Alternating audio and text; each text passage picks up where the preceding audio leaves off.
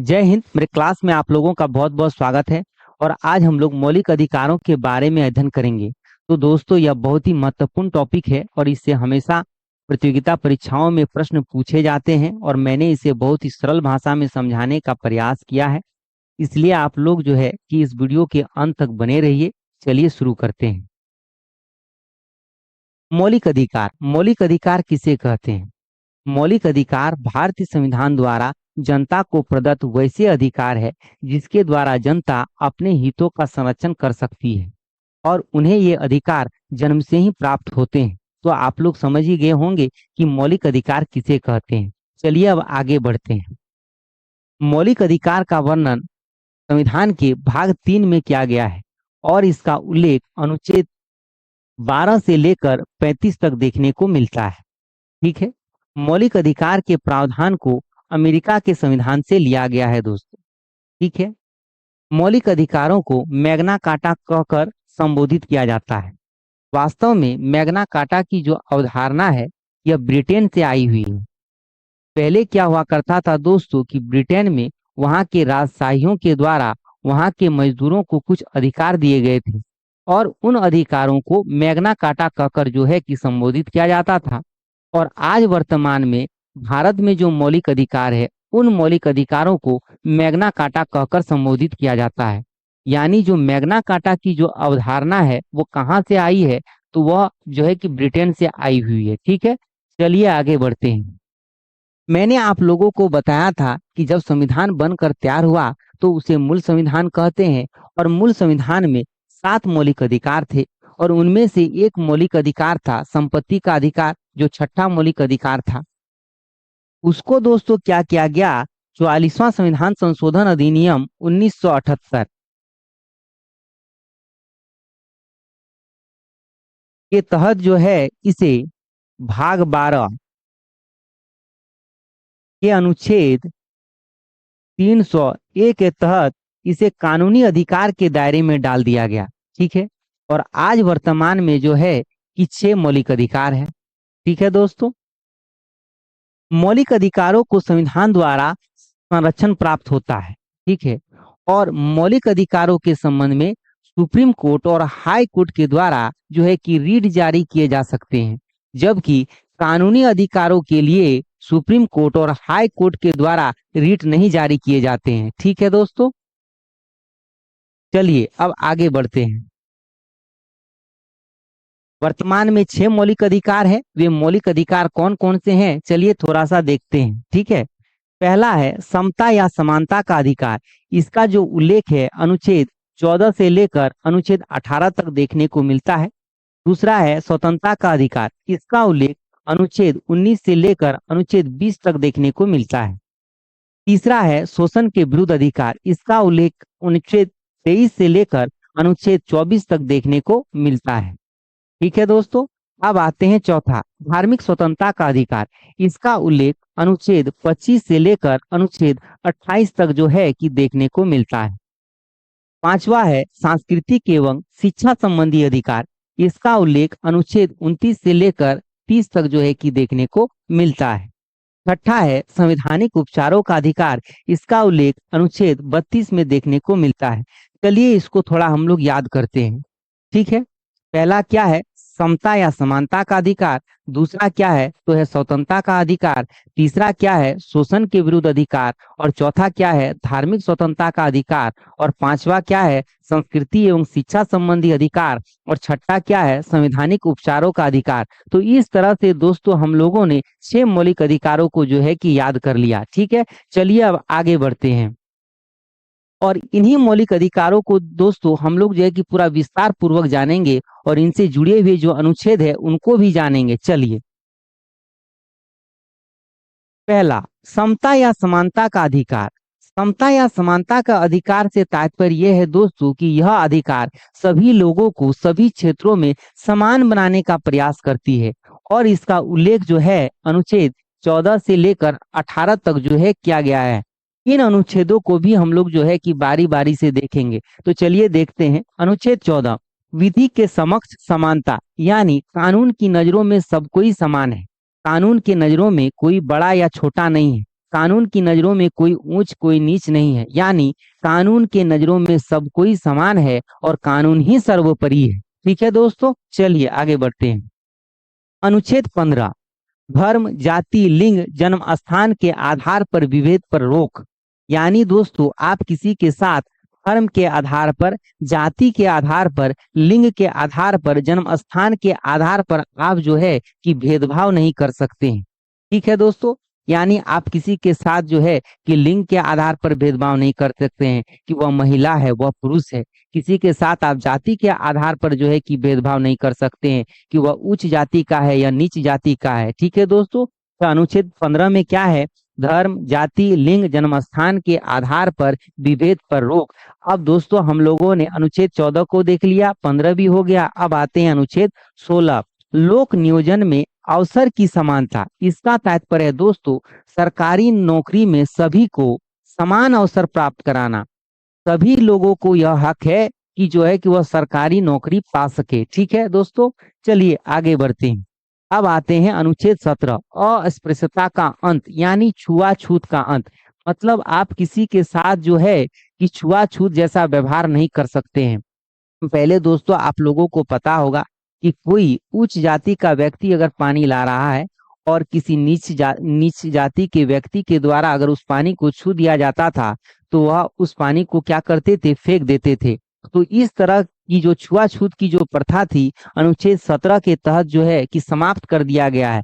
अनुच्छेद 17 अस्पृश्यता का अंत अर्थात छुआछूत का अंत।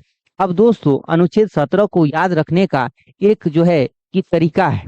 ठीक है, यहाँ पर देख सकते हैं जैसे कि हम लोग छुआछूत को खत्म कर एक साथ रहेंगे। एक और सात कितना हो गया? 17।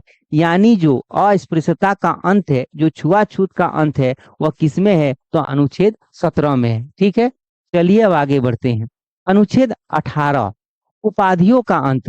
पहले क्या हुआ करता था कि उपाधियां दी जाती थी, जैसे राय बहादुर, राज बहादुर, महाराज, महाराज धीराज। इस तरह की जो उपाधियां हैं इनको जो है कि समाप्त कर दिया गया। किसके तहत?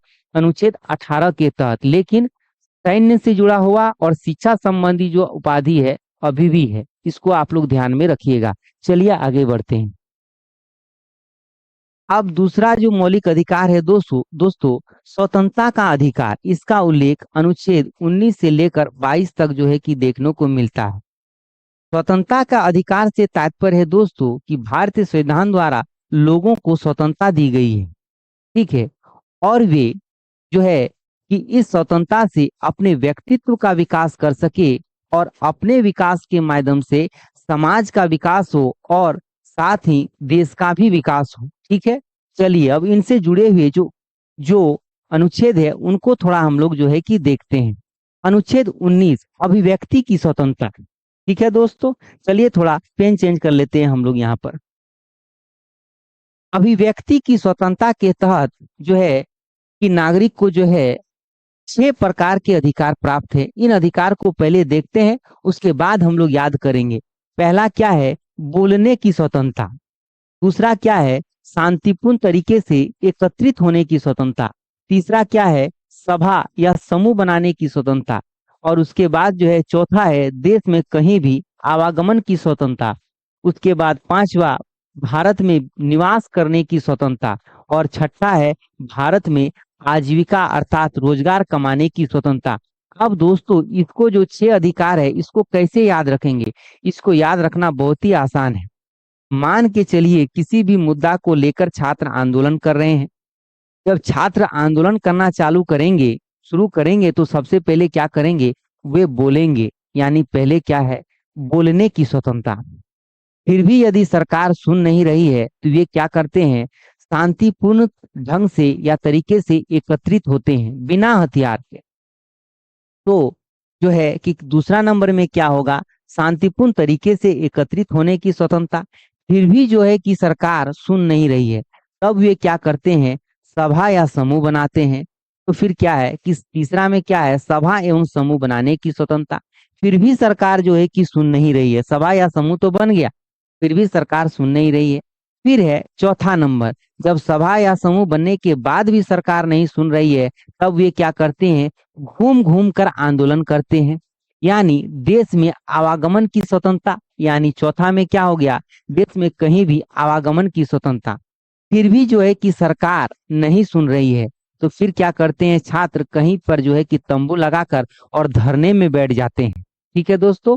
तो पांचवा नंबर में क्या हो गया दोस्तों कि भारत में निवास करने की स्वतंत्रता। अब जब तंबू लगाकर बैठ गया तो उनको खाने पीने के लिए कुछ चाहिए, इसलिए क्या होगा कि रोजगार करना पड़ेगा। तो छठा क्या हो गया, भारत में आजीविका अर्थात रोजगार कमाने की स्वतंत्रता। तो इस तरह से दोस्तों हम लोग अनुच्छेद 19 के तहत जो 6 अधिकार दिए गए हैं, इनको जो है हम लोगों ने आसानी से याद कर लिया। चलिए अब आगे बढ़ते हैं। अनुच्छेद 20, अपराध के लिए दोष सिद्धि के संबंध में संरक्षण। ठीक है दोस्तों, इसको थोड़ा रेड पेन कर लेते हैं हम लोग। ठीक है, और इसमें भी दोस्तों 3 अधिकार प्राप्त है। यदि किसी व्यक्ति को अपराधी घोषित किया जाता है तो उसे अपने अपराध से बचने के लिए 3 प्रकार के उसे अधिकार प्राप्त है। ठीक है, अब वे कौन कौन से हैं चलिए देखते हैं। तो पहला है, अपराधी को उसी समय के कानून से सजा दी जाएगी जो उसके अपराध करते समय जो कानून था। इसका तात्पर्य ये हुआ दोस्तों, मान के चलिए कि किसी व्यक्ति ने जो है कि 2020 में अपराध किया है और उस वक्त जो है उस अपराध के लिए सजा का जो प्रावधान था वह 10 साल का था। अब उसे 2026 में जो है कि सजा हुई और 2026 में संशोधन करके जो है कि उस सजा का प्रावधान को 10 साल के बदले उम्र कैद जो है कि कर दिया गया है। तो दोस्तों उसकी उम्र कैद नहीं होगी, उसको जो है कि 10 साल का सजा होगा। तो समझ गए, यानी अपराधी को उसी समय के कानून से सजा दी जाएगी जो उसके अपराध करते समय जो कानून था। ये पहला अधिकार है। ठीक है दोस्तों, अब दूसरा अधिकार क्या है दोस्तों, अपराधी को खुद के विरुद्ध बाध्य नहीं किया जा सकता है। यानी अपराधी को आप ये जबरन कबूल नहीं करवा सकते हैं कि नहीं भाई तुम एक्सेप्ट करबे करो कि जो है कि तुमने अपराध किया ही है। ठीक है, और तीसरा अधिकार ये है दोस्तों कि एक सजा के लिए, एक अपराध के लिए एक ही बार सजा का प्रावधान। यानी अगर एक अपराध किया है तो उसको जो है कि एक ही बार सजा दिया जाएगा, बार बार उसको सजा दिया नहीं जाएगा। ठीक है दोस्तों, चलिए तो हम लोगों ने अनुच्छेद 20 में देखा अपराध के दोष सिद्धि के संबंध में संरक्षण। इसके तहत जो है कि 3 अधिकार दिए गए हैं और मैंने तीनों अधिकार को बता दिया। आप लोग इसे जो है कि अपने कॉपी में नोट कर लीजिए। ठीक है, चलिए अब आगे बढ़ते हैं। अनुच्छेद 21, प्राण एवं दैहिक स्वतंत्रता। इसको जो है दोस्तों जीवन का अधिकार भी कहा जाता है।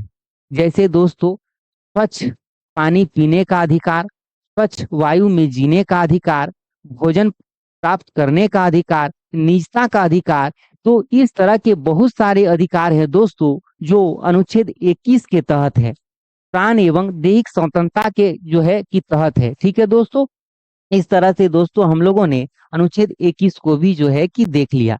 चलिए अब आगे बढ़ते हैं। अनुच्छेद 21 ए, अनुच्छेद 21 ए में क्या है दोस्तों, 6 वर्ष से यानी 6 से 14 वर्ष के बच्चों को निशुल्क एवं अनिवार्य शिक्षा का प्रावधान है। ठीक है, कितना, 6 से 14 वर्ष के बच्चों को निशुल्क एवं अनिवार्य शिक्षा का प्रावधान। यह दोस्तों प्रारंभ में मूल संविधान में नहीं था, इसे क्या किया गया, 86वां संविधान संशोधन अधिनियम 2002 के तहत जो है कि इसे संविधान में जोड़ा गया। ठीक है, इस बात को आप लोगों को ध्यान रखना है कि जो शिक्षा से संबंधित जितने भी संशोधन होंगे वह होगा 86वां संविधान संशोधन और 2002। तो अनुच्छेद 21 ए में क्या है, 6 से 14 वर्ष के बच्चों के लिए निशुल्क एवं अनिवार्य शिक्षा का प्रावधान, और यह एक मौलिक अधिकार है और इसे 86वां संविधान संशोधन अधिनियम 2002 के तहत जोड़ा गया है। और एक बात आप लोग ध्यान रखिएगा, पहले जो ये प्रावधान था दोस्तों यह था अनुच्छेद 45 में। ठीक है, इस चीज को आप लोगों को ध्यान रखना है। किसमें था, तो यह था अनुच्छेद 45 में, जो जो दोस्तों राज्य के नीति निर्देशक तत्व के तहत है। ठीक है, जो राज्य के नीति निर्देशक तत्व के तहत है दोस्तों, उसमें क्या किया गया दोस्तों कि अनुच्छेद 45 से इस प्रावधान को उठाकर अनुच्छेद 21 क में रख दिया गया, जिसके कारण क्या हुआ कि जो अनुच्छेद 45 है यह जो है कि खाली रह गया। तो इस जो है कि जो गैप रहा, यह जो खाली रहा, इसको भरने के लिए क्या किया गया कि 6 वर्ष से कम उम्र के बच्चे, ठीक है, 6 वर्ष से कम उम्र के बच्चे जितने भी होंगे उनको निःशुल्क एवं अनिवार्य शिक्षा का प्रावधान है। इसमें तो वह उसका उल्लेख जो है आपको अनुच्छेद 45 में देखने को मिलेगा। यानी ये जो प्रावधान है यह जो है यह राज्य के नीति निर्देशक तत्व के तहत है। ठीक है, तो इस तरह से हम लोगों ने देखा अनुच्छेद 21 क 6 से 14 वर्ष के बच्चों के लिए निःशुल्क एवं अनिवार्य शिक्षा का प्रावधान, और यह एक मौलिक अधिकार है और इसे 66वां संविधान संशोधन अधिनियम 2002 के तहत जोड़ा गया। पहले यह प्रावधान किसमें था, तो अनुच्छेद 45 में था, जो राज्य के नीति निर्देशक तत्व के तहत था, और उसको जो है कि उठाकर कहाँ डाल दिया गया, अनुच्छेद 21 क में डाल दिया गया, जिस कारण से अनुच्छेद 45 खाली रह गया। जब खाली रह गया तो उस खाली यानी गैप की भरपाई करने के लिए 6 वर्ष से कम उम्र के बच्चों को जो है कि निःशुल्क एवं अनिवार्य शिक्षा का प्रावधान को अनुच्छेद 45 में रखा गया है। इसको हम लोग जो है कि राज्य के नीति निर्देशक तत्वों में बाद में पढ़ेंगे, डीपीएसपी में पढ़ेंगे, directive principle of state policy में। ठीक है, चलिए अब आगे बढ़ते हैं। अनुच्छेद 22 गिरफ्तारी के संदर्भ में संरक्षण। गिरफ्तारी के संदर्भ में संरक्षण के तहत दोस्तों 3 तरह के अधिकार प्राप्त है। यहाँ पर भी जो 3, इसमें भी जो है कि 3 तरह के अधिकार प्राप्त है। ठीक है दोस्तों, यानी कि इसका तात्पर्य यह है दोस्तों कि यदि किसी व्यक्ति को गिरफ्तार किया जाता है तो उसे जो है कि 3 तरह के अधिकार प्राप्त है। क्या क्या अधिकार प्राप्त है? मान के चलिए कि आपको पुलिस गिरफ्तार करने के लिए आई है तो आपको 3 तरह के अधिकार प्राप्त है। पहला, कानून पूछने का अधिकार, यानी कारण पूछने का अधिकार, यानी आप कारण पूछ सकते हैं कि आपको किस वजह से गिरफ्तार किया जा रहा है।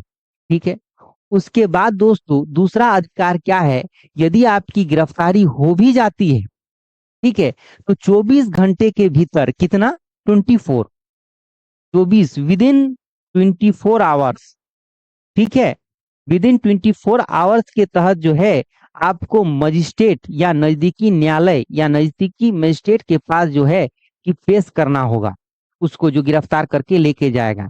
ठीक है, इसमें जो है आवागमन के समय को जो है कि नहीं जोड़ा जाएगा, यानी आने जाने का जो समय होगा उसको जो है कि नहीं जोड़ा जाएगा। और दोस्तों, और तीसरा अधिकार क्या प्राप्त है, मनपसंद कानूनी सलाह लेने का अधिकार, यानी दोस्तों आप वकील हायर कर सकते हैं या फिर किसी से जो है कि कानूनी सलाह ले सकते हैं। तो दोस्तों अनुच्छेद 22 के तहत जो है कि 3 तरह के अधिकार प्राप्त है। इसे क्या कहते हैं, गिरफ्तारी के संदर्भ में संरक्षण। आप लोगों को ध्यान ये रखना है कि अनुच्छेद 20 में क्या है और अनुच्छेद 22 में क्या है।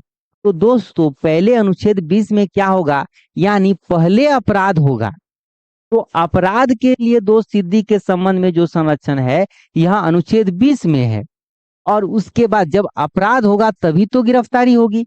गिरफ्तारी जो होगी वह अनुच्छेद 22 में होगा, यानी अपराध के लिए दोष सिद्धि के संबंध में संरक्षण तो यह है अनुच्छेद 20 में, और अनुच्छेद 22 में क्या है, तो गिरफ्तारी के संदर्भ में संरक्षण और 3 तरह के अधिकार प्राप्त है। चलिए अब हम लोग थोड़ा आगे बढ़ते हैं दोस्तों।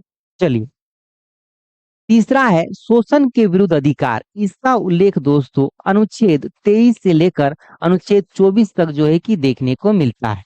यानी जो है कि आप किसी व्यक्ति का वो जो है कि प्रताड़ित नहीं कर सकते हैं, किसी को का जो है कि शोषण नहीं कर सकते हैं। यानी जो है यदि किसी व्यक्ति का जो है कि शोषण किया जा रहा है तो जो है कि उन्हें अधिकार प्राप्त है, जिसे शोषण के विरुद्ध अधिकार कहते हैं, और इसका उल्लेख अनुच्छेद 23 से लेकर 24 तक है। ठीक है, अनुच्छेद 23 में क्या है, मानव व्यापार, बालाश्रम और बंधुआ मजदूरी पर जो है कि प्रतिषेध या रोक। ठीक है, मानव व्यापार यानी मानव की जो खरीद बिक्री है, आपने बहुत बार सुना होगा कि कहीं जो है कि जो गरीब तबकों से होते हैं, ऐसे इलाका जो है कि बहुत ही मतलब जो है कि जंगली इलाका होता है, ग्रामीण इलाका होता है, वहां से जो है कि लड़कियों को ले जाकर दूसरे जगह बड़े बड़े शहरों में बेच दिए जाते हैं। छोटे बच्चों को भी जो है कि बेच दिए जाते हैं। तो इस तरह जो ह्यूमन ट्रैफिकिंग मानव व्यापार है उस पर जो है कि रोक लगाया गया है। ठीक है। बालात श्रम से तात्पर्य है दोस्तों कि मतलब आप उससे जो है कि काम करवा रहे हैं लेकिन आप उसको जो है कि मजदूरी नहीं दे रहे हैं। ठीक है। बिना मजदूरी का, बिना श्रम का जो है कि उससे आप काम ले रहे हैं, उसी को कहते हैं बालात श्रम। बंधुआ मजदूरी यानी जबरन मजदूरी, जबरदस्ती मजदूरी करवाना। तो अनुच्छेद 23 कहता है कि मानव व्यापार, बालात श्रम, बंधुआ मजदूरी पर जो है कि रोक। ठीक है, समझ गए। अब हम लोग आते हैं अनुच्छेद 24। 14 वर्ष से कम उम्र के बच्चों को खानों में, कारखानों में काम करने पर जो है कि रोक। जैसे रेस्टोरेंट हो गया, रेस्टोरा हो गया, होटल हो गया, बार हो गया। ठीक है। उसके बाद पटाखा कारखाना हो गया, उसका खान हो गया, माइंस हो गया। जितने भी खतरनाक जो है कि काम है, ठीक है, तो उनके बारे में जो है कि इसमें उल्लेख है अनुच्छेद 24। यानी 14 वर्ष से कम उम्र के जितने भी बच्चे होंगे, आपको, आप जो है उसको कहीं भी खानों में, कारखानों में, रेस्टोरेंट में, होटल में, बार इत्यादि पे जो है कि आप काम नहीं करवा सकते हैं। यह एक कानूनी अपराध है। ठीक है जी। चलिए आगे बढ़ते हैं। चौथा है धार्मिक स्वतंत्रता का अधिकार। ठीक है दोस्तों। ठीक है। इसका उल्लेख 25 से लेकर 28 तक जो है, यानी धर्म के बारे में जो स्वतंत्रता व्यक्ति को प्राप्त है उसी को जो है कहते हैं धार्मिक स्वतंत्रता का अधिकार। ठीक है दोस्तों, समझ गए आप लोग। और इस तरह से जो अधिकार है इनको भी हम लोग देखते हैं। चलिए, अनुच्छेद 25 किसी भी व्यक्ति को उसके धर्म को मानने, उसका आचरण करने, उसका प्रचार प्रसार करने का अधिकार। यानी प्रत्येक व्यक्ति को यह अधिकार है कि किसी भी धर्म को वह मान सकता है, उसका प्रचार प्रसार कर सकता है। ठीक है। ठीक है दोस्तों। तो इसका उल्लेख जो है कि अनुच्छेद 25 में है। अब आते हैं अनुच्छेद 26, धार्मिक प्रबंध करने का अधिकार। यानी आर्टिकल अनुच्छेद 26 के तहत जो है कि दोस्तों कोई भी व्यक्ति धार्मिक प्रबंध कर सकता है। जैसे मैनेजमेंट कर सकता है, यज्ञ हवन, कहीं पूजा पाठ करवा रहा है, तो उस तरह का जो है कि मैनेजमेंट है, वह मैनेजमेंट करने का अधिकार, प्रबंध करने का अधिकार कहाँ है, तो अनुच्छेद 26 में है। ठीक है दोस्तों। अब आते हैं अनुच्छेद 27, धार्मिक कार्यों को संपोषित। इसका तात्पर्य है दोस्तों कि धर्म के मामले में जो है किसी धर्म की अभिवृद्धि के लिए, किसी धर्म का विस्तार करने के लिए जो दान दिए जाते हैं, जो कर दिए जाते हैं, उससे जुड़ा हुआ है। लेकिन कर अगर कोई दे रहा है अपने स्वेच्छा के अनुसार तो ठीक है, जबरन उससे वसूला नहीं जा सकता है। ठीक है दोस्तों, इस चीज को आप लोग ध्यान रखिएगा। तो अनुच्छेद 27 में क्या है, धार्मिक कार्यों को संपोषित। उसके बाद है दोस्तों अनुच्छेद 28, धार्मिक शिक्षा या उपासना में शामिल होने का अधिकार। ठीक है। यानी जो शैक्षणिक संस्थान है, ठीक है, शैक्षणिक संस्थानों में जो है कि शैक्षणिक संस्थानों के धार्मिक उपासना पूजा पाठ में जो है कि शामिल होने के बारे में जो अधिकार प्राप्त है वो किसमें उल्लेख है, अनुच्छेद 28 में। और एक बात आप लोग को ध्यान रखना है दोस्तों कि वैसे शैक्षणिक संस्थान जो जिसका संचालन जो है कि सरकार कर रही है, यानी पूर्ण रूप से सरकार का भी है, और जो है सरकार ही चला रही है, सरकार ही देख रेख, यानी जो पूर्ण रूप से सरकारी है, वैसे शैक्षणिक संस्थानों में जो है कि पूजा पाठ उपासना, ये जो है कि धर्म से जुड़े हुए जितनी भी बातें हैं वो जो है कि मतलब जो है कि लीगल नहीं है। ध्यान में रखिएगा। ठीक है। पूरा पूरी जो है कि उसको बैंड है, पाबंदी लगा हुआ है उसमें, इस चीज को ध्यान रखिएगा। तो दोस्तों हम लोगों ने जो है कि आज 4 तक देखा, धार्मिक स्वतंत्रता के अधिकार तक देखा। ठीक है।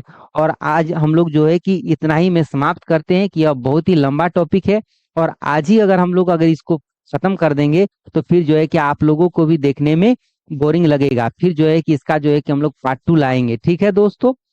ठीक है। तो चलिए चलते हैं। ठीक है। आप लोग इसको जो है कि लाइक करें, सब्सक्राइब करें, अपने दोस्तों को भेजें, अपने सगे संबंधियों को भेजें, और ताकि मुझे थोड़ा आगे प्रोत्साहन प्रोत्साहन मिले। जय हिंद, जय भारत।